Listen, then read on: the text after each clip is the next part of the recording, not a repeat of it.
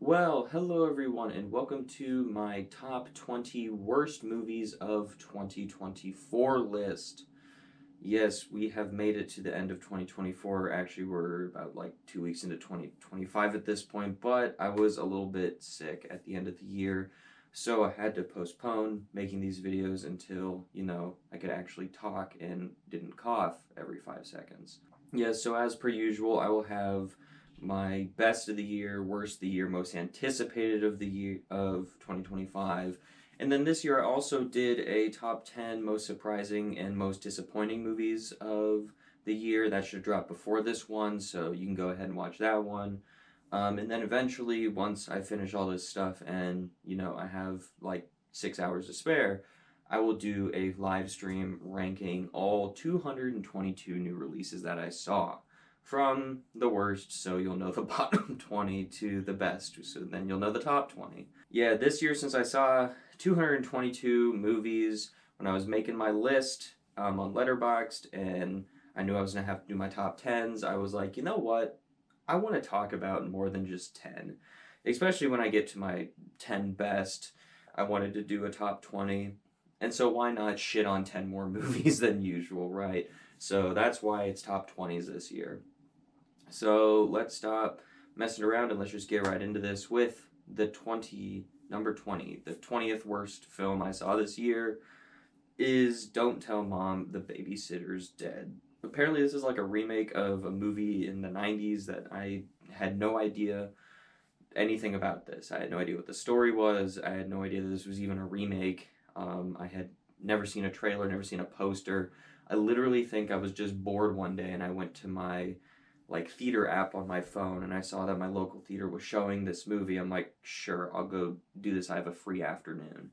So I went to go see this movie and it's just not funny whatsoever. There's a lot of attempts at humor. I believe it is a race swap from the original film, and so they try to do a bunch of like race humor in this movie, and it's just not funny. It's so cringy.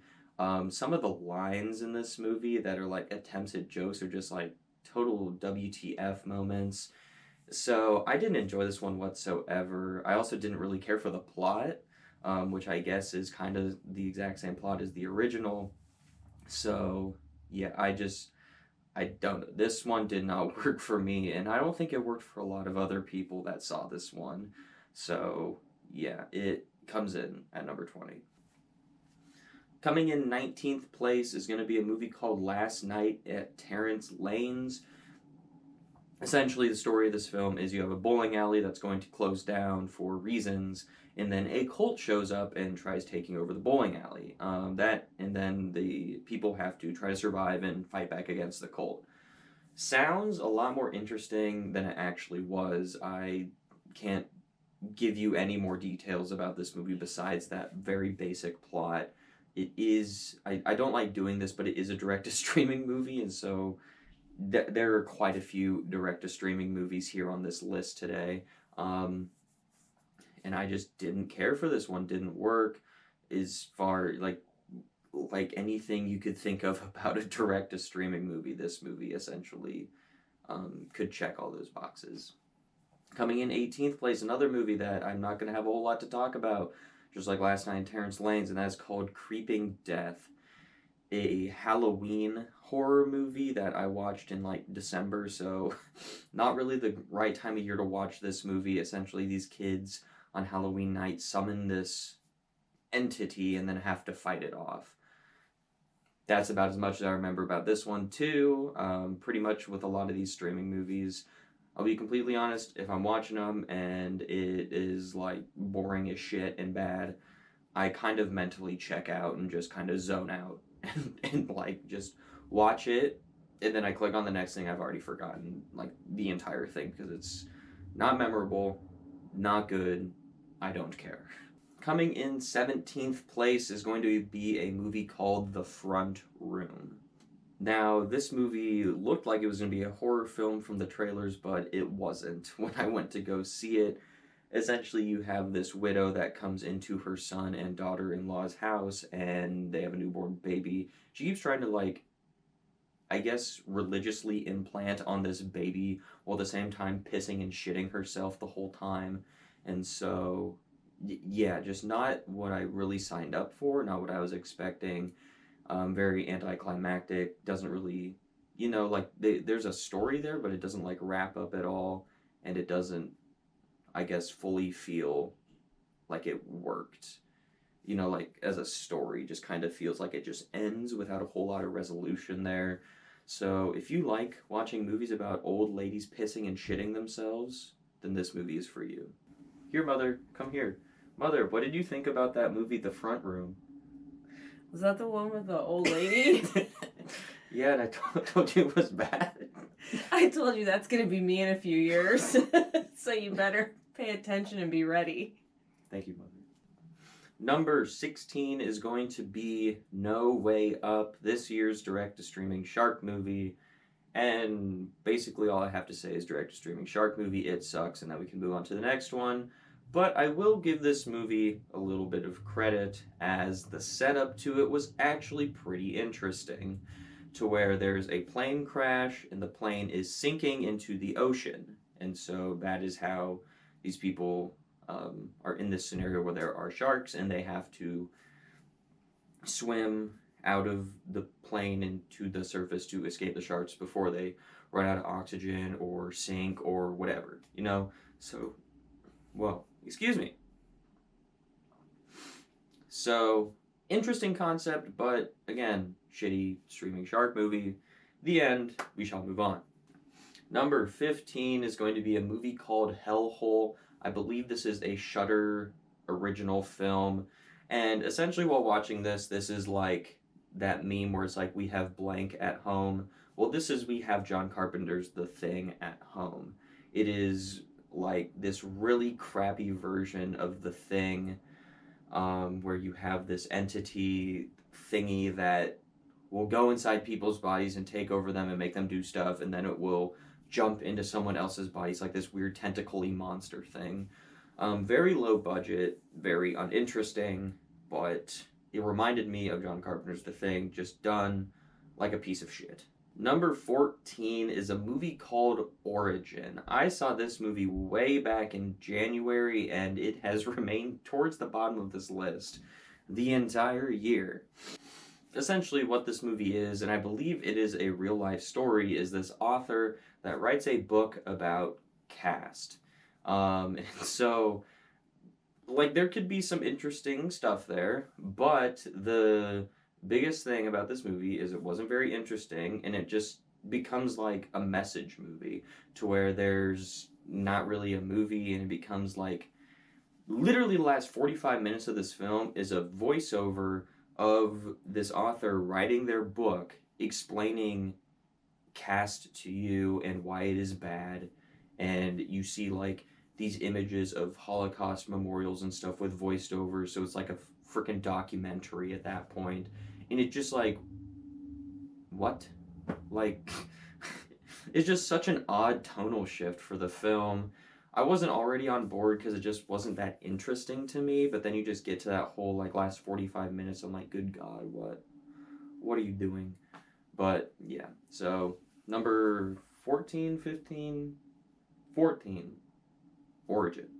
Number 13 is a movie called Dear Santa, and this is a direct-to-streaming Christmas movie starring Jack Black as Satan, where this kid who has dyslexia, instead of writing a letter to Santa, he writes it to Satan. How very clever. And then Jack Black shows up, and then it is like he is the genie from Aladdin, and he can give this kid 3 wishes, Wow, something very, very, very interesting. Not really at all.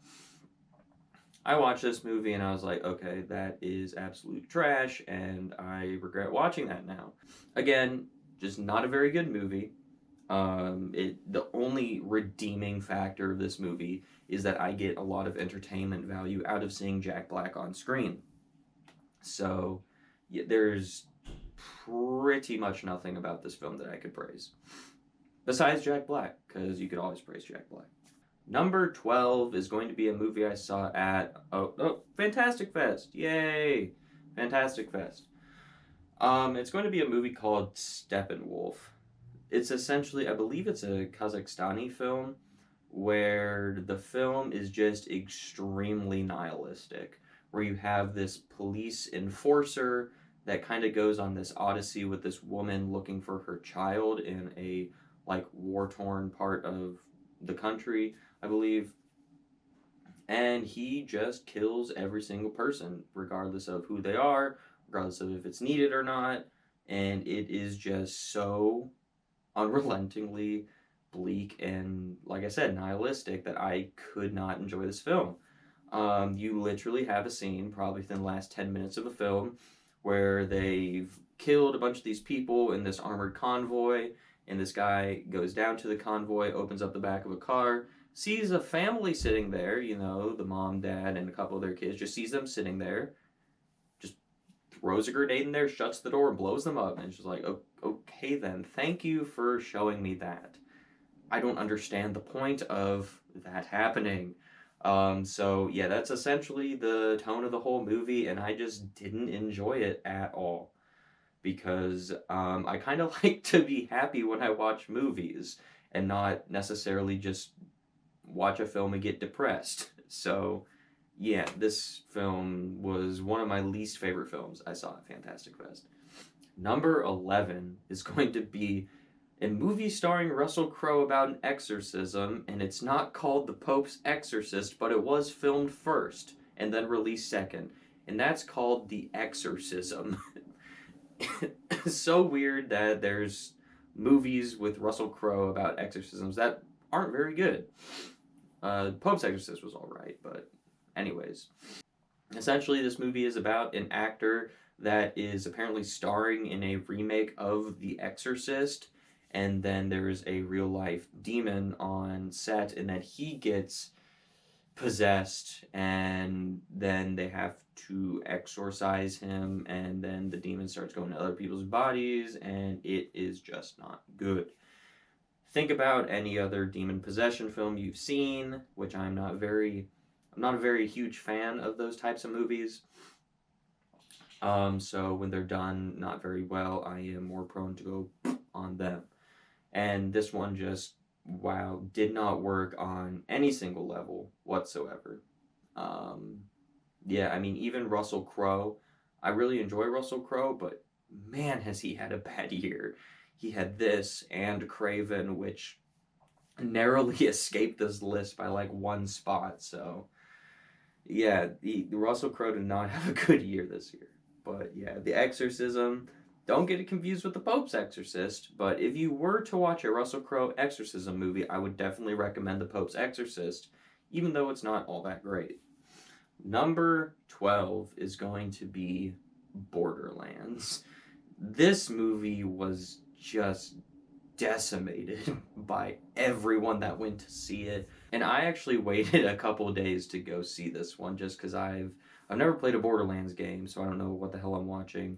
Trailers didn't sell me at all, and then I heard terrible things about this movie, and so I walked in after not being interested in it already with low expectations, and this thing just went like exceeded my expectations negatively. And so, yeah, like, wow. Wow. The story here is just not very good. It's essentially Guardians of the Galaxy, but shitty. Like, I don't know how to tell you. It sounds like it could be cool when you have this cast. You have Jack Black and Kevin Hart and Cate Blanchett and Jamie Lee Curtis. You're like, oh my god, that could be cool. And then you watch the movie and you're like, oh my god, that was actually pretty trash. So, yeah, the CGI in here isn't very good. It's just not fun, you know? It's just... I don't know how to describe this movie. It's just bad. It is just bad. So, yeah, it's a movie that I don't ever really care to re-explore, like, ever, just because it was bad and I don't care. I don't remember what number I said that was. I might have got my numbers mixed up, but that, Borderlands was number 10. Number 9, Madam Web. wow, what a piece of shit this movie is, and I am dumb enough to have bought it. So, Madam Web is just not a good movie on any conceivable level. You could have, like, the trailers looked freaking terrible to this movie. Like, I was just like, this is terrible. Me and my friend actually went to go hate watch Madam Web.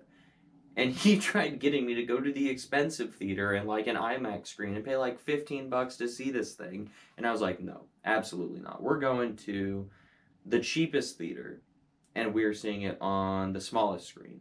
So I have to pay maybe $5 to see this thing. And even I feel like I was robbed out of my money for paying $5 to see Madam Web. It's just not good. It is not good. I mean, I'm surprised it is only at number 9 instead of being number 1 like it is on pretty much every other person's worst of the year list. This movie was absolutely torn apart by critics and audience members. Like, legitimately, this movie is one of the worst comic book movies I've ever seen. Certainly bottom 5. And that is a pretty freaking tall order. So I've seen like 120 something comic book movies. Legitimately so fucking terrible. Like, I I don't know. I don't know how to express how bad this movie is in a way that the internet has not been saying for almost a full year at this point how bad this movie was. So yeah, you knew where it was going to be on this list somewhere, and number 9 is where it is. Number 8 is going to be a movie called Thorns. And this might be one of the last films on this list I saw in theaters. And this movie is essentially like Hellraiser light. I mean, you even have Doug Bradley in here, so there's another reason why it's kind of like a Hellraiser film. But essentially, you have this like space station base here on Earth that receives a signal from deep space, and when you listen to it, it's like this demonic thing, and then it makes thorns grow out of your eyes, and then you become this thorn monster. And they send like an investigator to go investigate why this research base has stopped responding and stuff, and then it's literally just him being stalked by this one thorn enemy for like the whole movie in this small little base. Terrible twist at the end that isn't that surprising with like the whole thing. I'm just gonna spoil it because I would recommend you don't watch this film. Where, oh, this message is, this research base is actually like kind of part of this cult thingy, I believe, and then they're just gonna send the signal out to the entire world so that the whole world becomes these thorn monsters. Okay then, so yeah, that is Thorns. Not very good. I feel like I just say not very good and then move on after all these films, so yeah. Number 7 is going to be a film called Beautiful Wedding, which apparently is a sequel to a film called Beautiful Disaster. I went to go see this because it has Virginia Gardner in it, and I recognize her from other stuff like Halloween 2018. And so this was early on in the year too, and so I didn't really have a whole lot of movies. There wasn't a whole lot releasing early on, and they were so like, yeah, I'll go check this thing out. And it was just dull. Like, insanely dull. Like, honestly, out of pretty much all the movies left to talk about, this one is the most forgettable, dull one. It's supposed to be a comedy, not very funny, very, like, low budget, which I don't really like making fun of movies with low budget, but a lot of them just aren't very good. Yeah, it's not very funny. I didn't think our two leads had very much chemistry together at all. They kind of just argue the whole time, and it's just kind of a thing that exists. It just kind of feels like these people are going on this vacation to an island, and then they happen to get married in the film, so cool. Number 6 is going to be a movie called Harold and the Purple Crayon. Yeah.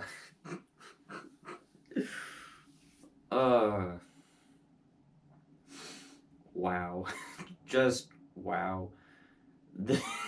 again, this is a movie I went to go and hate watch because I heard that this movie was so trash, and then I went to go see it like 2 weeks after it released, and I walked out of the theater and I'm like, wow, that is so trash. And so you essentially have Zachary Levi as Harold with his purple crayon, and he comes to the real world, and then like his friends from the purple crayon world come through and then become these human people like that kind of look like a porcupine, or I think Lil Rel is in here and he's playing the moose one. It's just like, what are you doing in this film? And then there's like this whole thing about, oh, we want to get Harold's purple crayon because it's like magical. It's like so laughably bad, this film. It I just don't I don't know why I went to go see this. I don't know why they made this into a live action movie. It doesn't make sense whatsoever. So, yeah. I bet a lot of you didn't even know this film came out this year. And now we have reached the bottom 5. The top 5 worst films I have seen all year. These are some pretty shit movies. Oh my god. So coming in number 5 is once again another streaming horror film. It is called He Sees You When You're Sleeping. Essentially, it's evil Santa killing people. And it is so poorly acted. There's not even an evil Santa in this movie for like legitimately 3/4 of the film has nothing to do with this evil Santa. So like some pretty shit acting. Like it's like someone just has a video camera in their house and they were like, hey family, it is Christmas Day. Let's make a movie together. And they just casted all their family members as these people in this film, even though none of them are actors or actresses. That's what this movie feels like. It is just so, like, these bottom 5 are like abysmal, borderline unwatchable to me because they were so tedious to get through to where like my brain can't wrap around like how bad these things were. Like I just physically can't understand it. Like, dude, I could make a movie tonight that's better than this shit. So yeah. It's a Christmas horror film that's straight to streaming. There you go. That's my defense for it being number 5. Number 4 is a movie called Camp Pleasant Lake. This is essentially a riff on Friday the 13th type stuff, albeit very, very bad, obviously. Shitty acting, shitty sets, shitty CGI, shitty kills, and shit that doesn't make sense. You know, you have a group of people sitting around a campfire, and the killer comes up and kills one of them, and no one around believes that he actually just killed the guy. He thinks it's all part of like everyone around this campfire thinks it's all part of a joke, and they're like, oh, do that to me, and they're like literally begging this killer to kill them. Oh my god, just don't get it, man. And I'm someone that loves Friday the 13th, you know, like you can see my cool thing up here with water from the actual Camp Crystal Lake. I love Friday the 13th, so this is like a massive kick in the nuts for a Friday the 13th fan. Coming in 3rd place, our bronze trophy filled with shit for the year is probably going to be most people's worst of the year. And that is The Mousetrap. The Steamboat Willie horror movie. That literally has like nothing to do with Steamboat Willie. It's literally a security guard that wears a hockey jersey with a Spirit Halloween like knockoff Mickey Mouse Steamboat Willie mask on that can teleport and kills people and talks over the intercom and has suddenly magical powers, albeit still having shitty acting, being straight to streaming, having no budget, having shitty kill, like all the stuff I've talked about. But just, I don't understand. I don't understand who thought that this would be a good idea to have this frickin' security guard that just puts on a Steamboat Willie mask that's wearing a hockey jersey that can just teleport because who knows? Because they don't explain it in the film, and if you don't care to explain half the shit in your film, there you go, you're number 3. My runner-up for worst film I saw this year is called Cinderella's Revenge. Why do I don't know why I subject myself to watching crap like this. God damn, this was so stupid. It's Cinderella, but a horror movie. But there is a part where you have all these people that, like, come into the film from the fairy godmother or whoever the frick that magical bitch was. And then just, one of the people is Elon Musk. That is so cool to have Elon Musk in Cinderella movie. But there's, like, a ton of other just, like, random shit that doesn't fit the Cinderella story of people like that come in. It's like, what? Like, the movie was already not very good, or not very good, it was freaking atrocious. And then that stuff starts happening where you just have these random people. Here, let me look up who else was in this film. Not who else, but what other characters were in this film. Another one of these guys that just shows up is Tom Ford, apparently, who is a fashion designer. Like, has nothing to do with the Cinderella story, so why the hell is he there? It's just, I just don't... It was already a bad movie, but I don't understand where those ideas came from. It was like, we're just making this really shitty movie. I have, like, a couple of friends here, who are some famous people. We could give names, like, where's some names of some famous people? We can get them in this movie as this person. Will it make sense? No, but my friend will be in the movie, is what it felt like. So, yeah, what the hell. But the worst film that I saw in 2024, without a doubt, with zero doubt in my mind, again, is a film I saw at Fantastic Fest. It is the only movie in, like, my entire life I have actually thought about getting up and walking out of. And that is called Baby Invasion.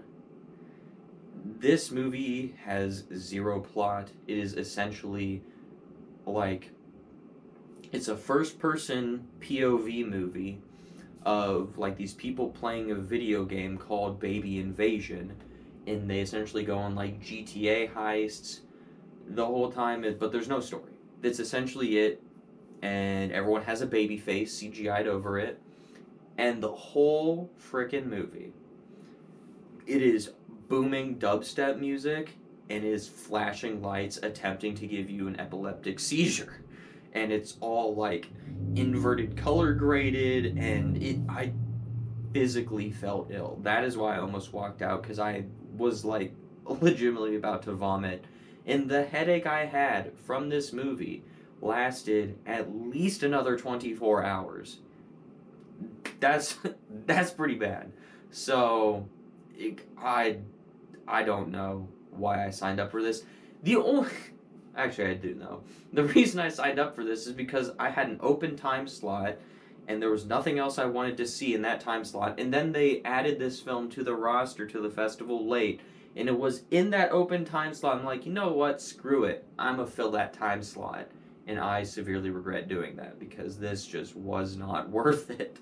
And, you know, I think the silver bullet for this movie is that Corey Feldman himself was in the theater for this film, and he got up and walked out of the movie. So if Corey Feldman walks out of your movie, I think that's a pretty good sign that it wasn't very good. So there is my silver bullet for why I didn't like Baby Invasion, is because Corey Feldman walked out of it.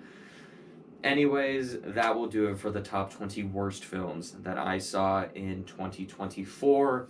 Please come back and check out my top 20 best films, most anticipated, and all the other plethora of shit that I will be doing. But anyways, as always, thank you so much for watching, and have a great rest of your day.